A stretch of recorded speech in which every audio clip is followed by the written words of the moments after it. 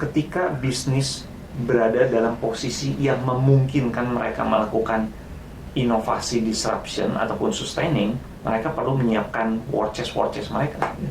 Ya, let's say 90% startup akan mati. Jadi kita setahun sekali ngelakuin audit website kita, itu kita banyak nemuin dead link di dalam website kita. Baru juga let's say setahun yang lalu kita tulis, begitu klik domainnya udah nggak diperpanjang, itu cukup banyak gitu ya di kita.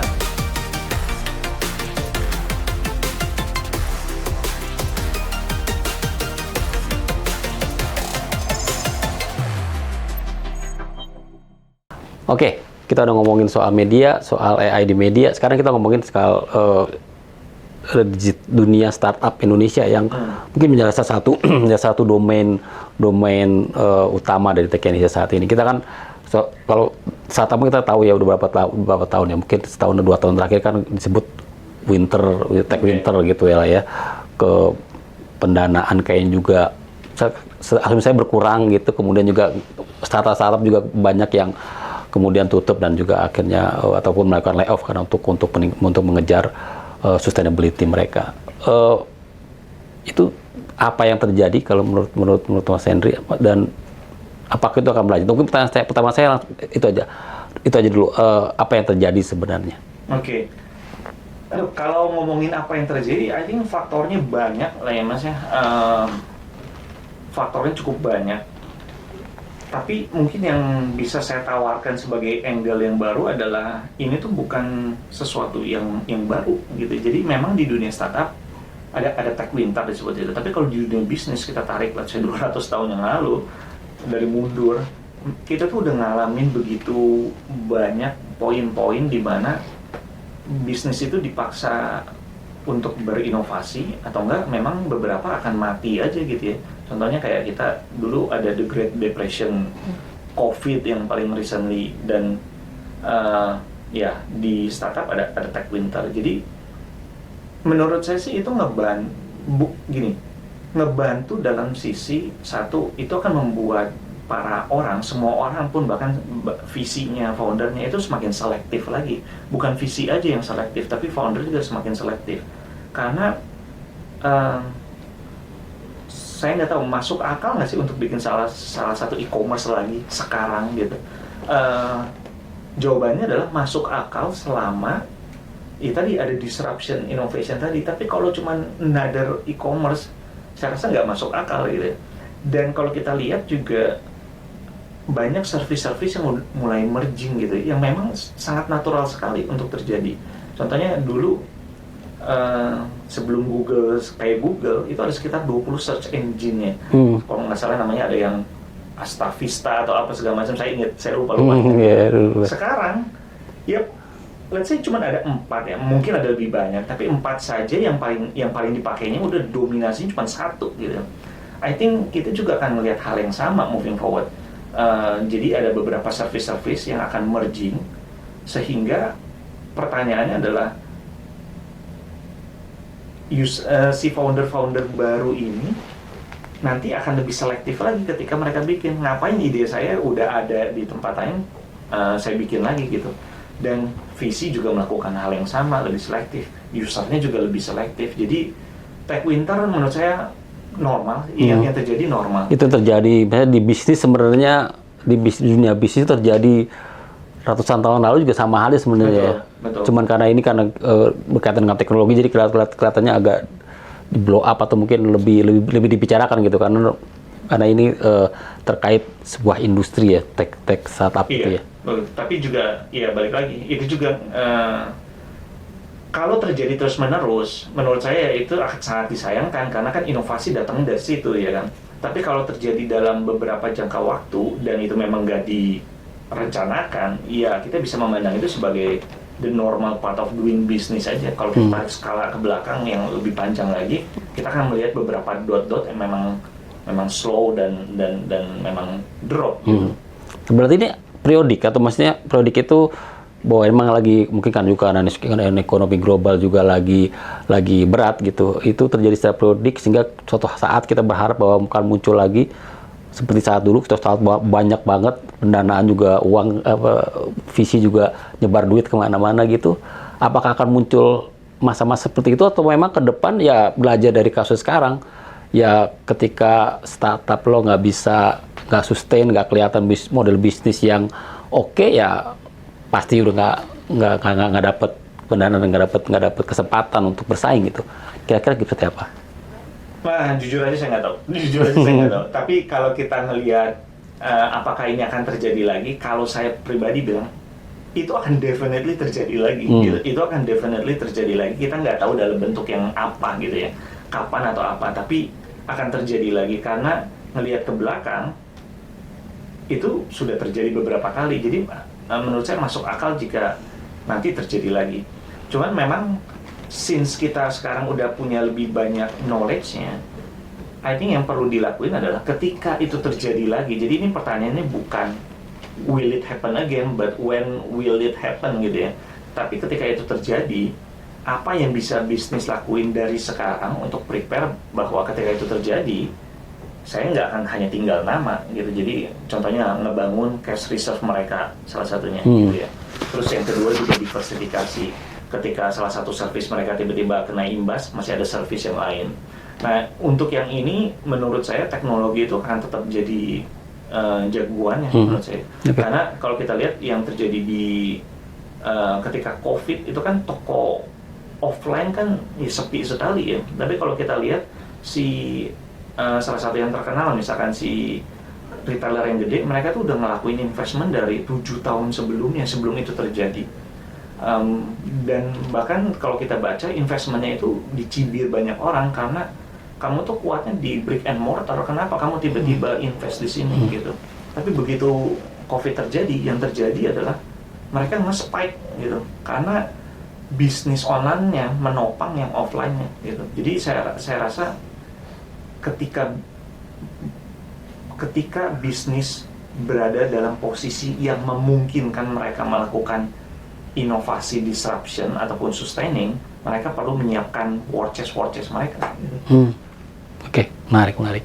Nah, sekarang kalau misalnya kira-kira kalau dari pandangan Mas, industri mana tuh kalau kayak mau bangun startup, industri mana yang masih potensial gitu? Mungkin AI tadi kita sebutin gitu ya, tapi secara vertikal industri kira-kira yang masih potensial tuh yang mana gitu? Kalau ngelihat data kita sih finance, health tech, sama juga finance, health tech, dan I think AI juga masih besar ya potensinya. Tapi kalau saya pribadi, kita tuh sebaiknya ngelihat ke first principle lagi kan, kayak prinsip mendasarnya apa. I think Indonesia kan punya banyak orang gitu ya, kita country dengan begitu banyak masyarakat. Itu datang dengan banyak masalah juga, banyak potensi juga, dan juga kompleksitas yang sangat tinggi. Nah, itu adalah sebuah fondasi dasarnya kan. Nah, ketika kita ngomong orang yang banyak, masalah yang banyak, salah satunya adalah menurut saya kesehatan gitu. Kita tuh peduli dengan kesehatan pribadi kita. Tapi kalau saya tanya si Henry catatan kesehatannya ada di mana? Saya bisa bilang ada di rumah sakit tempat saya berobat, dan selama 10 tahun terakhir rumah sakit tempat saya berobat ada 8. Jadi saya nggak punya, dan itu ketika saya pikirin lebih dalam, kenapa saya nggak punya data saya sendiri gitu ya, yang centralized gitu. Jadi ketika saya ke rumah sakit lainnya, si dokter itu nggak diagnosa saya dengan blank state atau menggunakan memori saya yang mungkin salah tahun-tahunnya segala macam. I think itu salah satu contohnya aja yang saya pengen lihat, bahwa orang ngambil lebih dengan serius kesehatan mereka. Nah, itu ditunjang dengan berbagai macam hardware, misalkan kayak jam aja sekarang udah canggih sekali ya kan, mendeteksi. Saya sering baca sesekali orangnya belum kena serangan jantung, jamnya udah tahu duluan gitu. Nah, dengan menggabungkan itu semua, saya rasa potensinya sangat gede gitu. Karena apa yang people sangat care sama di dunia ini, kesehatan mereka sendiri salah-satunya kan. So saya personally pengen lihat lebih banyak health solution yang berbasis tech dan juga privasi.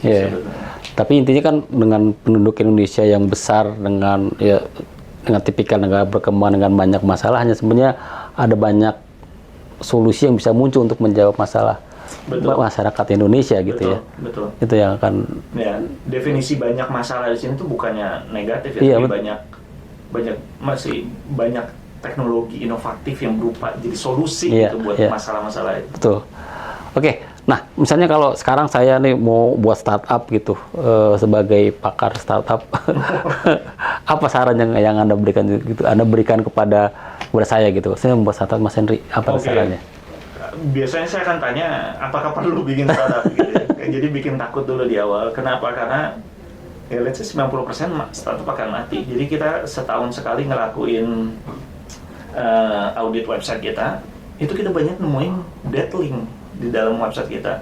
Baru juga let's say setahun yang lalu kita tulis, begitu klik domainnya udah nggak diperpanjang, itu cukup banyak gitu ya di kita. Jadi ada berbagai macam cara untuk melihat mimpi kita tercapai. Contoh, salah satunya bikin startup, tapi salah duanya adalah bergabung sama company yang let's say menuju trajektori situ. Jadi biasanya saya akan bilang apakah perlu bikin startup gitu ya. Nah kedua, kalaupun memang really passionate about startup, habisin cukup banyak waktu untuk melihat apa yang kamu bawa ke meja gitu ya. Contohnya kayak gini, dulu waktu kita punya game Saku, kita tuh banyak mantau juga siapa sih media-media game yang masih ada gitu ya. Dan cukup mencengangkan bahwa setiap mungkin sekitar 1-2 minggu itu muncul satu blog gaming yang baru. Ketika kita lihat tidak ada hal baru yang mereka bawa. Nah, ketika saya sempat ketemu orang-orang yang bikin itu, ketika saya bertanya, salah satu alasan mereka adalah passion. Dan itu sah-sah saja ya kan. Tapi passion ini lama-lama mereka pengen jadiin bisnis. Di titik situ saya merasa ada mismatch-nya, karena passion is passion. Silakan bikin blog pribadi, update kapanpun mau, lagi males jangan di-update. Tapi kalau it's a business, apa yang kamu bawa ke meja gitu. Jadi saya rasa ada untuk pertama kali startup founder, first timer, hal yang mereka bilang saya akan bawa ini yang baru ke pasar itu mungkin nggak akan dilirik orang gitu. Dan saya tuh berharap bahwa lebih banyak orang lagi melakukan validasi secepat mungkin gitu. Contohnya ini teknik klasik yang saya rasa sih masih akan work saya sampai sekarang. Contohnya gini, bikin landing page satu, right? Iklanin, let's say abisin 3 juta misalkan ya, 3 juta iklanin. Landing page-nya adalah ngumpulin email aja. Hey, service saya adalah kayak gini, masukin email kamu kalau kamu pengen jadi salah satu orang yang pertama kali menggunakan service ini. Setelah habisin 3 juta, yang daftar 3, artinya apa gitu ya. Nah mungkin di situ kita bisa belajar lebih banyak, kayak dari yang submit 3, ya kita hubungin mereka, kita user interview.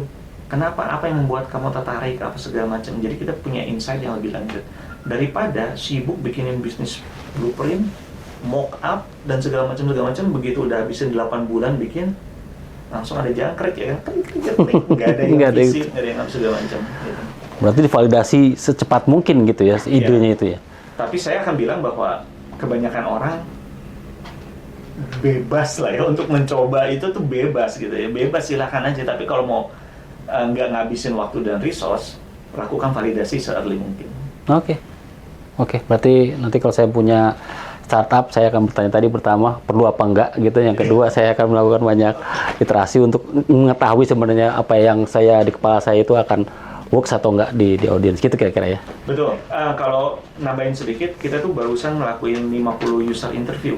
Jadi kita tuh mencoba ngelakuin ini secara periodik. Semua, baik dari editor in chief-nya, dari writer-nya, itu semua harus ketemu orang dan ngobrol. Dan ngobrolnya, pertanyaan mungkin salah satu pertanyaan mendasar yang kita tanya adalah, ngapain ke Techinesia dan achieve nggak?